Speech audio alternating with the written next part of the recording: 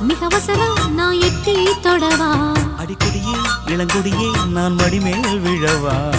சோழ காட்டுக்குள்ள சோகம் கண்டதால காளங்கண்ணு குட்டி தூக்குது வாழ மாமனுக்கு தாங்கவில்லை இனி மாறாப்புக்கு வேலை இல்லை மூணு முழம் மல்லியப்பூ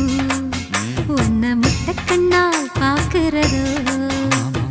முட்டக்கண்ணு மல்லியப்பூ உன்னை முட்ட சொல்லி கூப்பிடுதோ நீ காவலுக்கு மட்டும் இல்லையா என் கட்டிலுக்கும் கெட்டிக்காரையா நான் சொடக்கெடுக்க சொல்லி தரையா நீ கிட்ட வாயா மல்லியப்பூ என்ன முட்டக்கண்ணா பாக்குதடி